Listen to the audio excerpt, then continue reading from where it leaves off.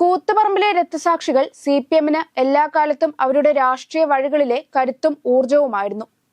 30 വർഷങ്ങൾക്ക് മുമ്പ് പരിയാരം സഹകരണ മെഡിക്കൽ കോളേജിനെ സ്വകാര്യ മെഡിക്കൽ കോളേജാക്കി മാറ്റുന്നു എന്നാരോപിച്ച് DYFI സമരം നടത്തിയിരുന്നു.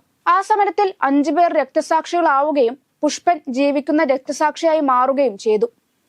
അന്നത്തെ വെടിവെപ്പിന്റെ വേദനയും പേറി പതിറ്റാണ്ടുകൾ ജീവിച്ച പുഷ്പൻ ഈ അടുത്താണ് മരണത്തിലേക്ക് വീണുപോയതും. ഇന്നിപ്പോൾ വിദേശ സർവകലാശാലകൾക്ക് CPM പച്ചക്കൊടി കാണിക്കുമ്പോൾ കൂത്തുപറമ്പിലെ സമരം എന്തിനായിരുന്നുവെന്നാണ് പാർട്ടിക്ക് നേരെ ഉയരുന്ന ചോദ്യം. വർഷങ്ങൾക്ക് മുമ്പ് പരിയാരം സഹകരണ മെഡിക്കൽ കോളേജിനെ അട്ടിമറിച്ച് സ്വകാര്യ മെഡിക്കൽ കോളേജ് സ്ഥാപിക്കാൻ ശ്രമിക്കുന്നുവെന്ന് ആരോപിച്ചായിരുന്നു DYFI തെരുവിലേക്കിറങ്ങിയത്. 1994 നവംബർ 25-ന് കൂത്തുപറമ്പ് അർബൻ ബാങ്കിന് മുമ്പിൽ പോലീസ് നടത്തിയ വെടിവെപ്പിൽ റോഷൻ, ബാബു, ഷിബുലാൽ, രാജീവൻ, മധു എന്നീ 5 പേരാണ് പോലീസിന്റെ വെടിയേറ്റ് കൊല്ലപ്പെട്ടത്. നട്ടലിന് വെടിയേറ്റ പുഷ്പൻ ജീവിക്കുന്ന രക്തസാക്ഷിയായി മാറി.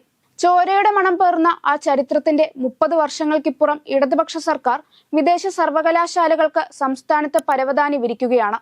മുതലാളിത്ത സമ്പദ് വ്യവസ്ഥയിൽ സ്വകാര്യ മൂലധനം സ്വീകരിക്കാമെന്ന് അന്നത്തെ യുവജന നേതാവും ഇന്നത്തെ പാർട്ടി സെക്രട്ടറിയുമായ MV ഗോവിന്ദൻ ന്യായീകരിക്കുമ്പോൾ എന്തിനായിരുന്നു 5 ചെറുപ്പക്കാരുടെ ജീവൻ കുരുതി കൊടുത്തതെന്നാണ് ഉയരുന്ന മറുചോദ്യം.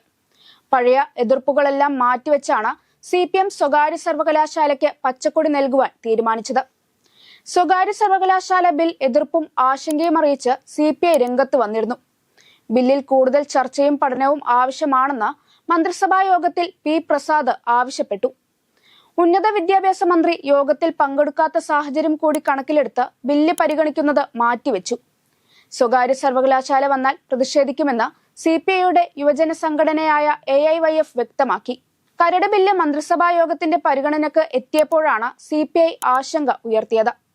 Party തീരുമാനപ്രകാരമാണ് P. പ്രസാദ് കൂടുതൽ പഠനവും ചർച്ചയും ആവശ്യപ്പെട്ടത്.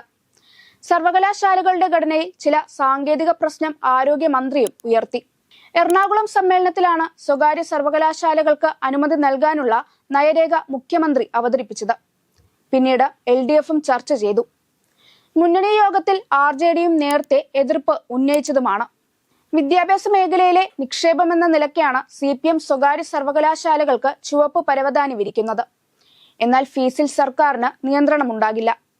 സാമൂഹ്യനീതി ഉറപ്പാക്കുമോ എന്നതിലടക്കമാണ് CPIയുടെ ആശങ്ക.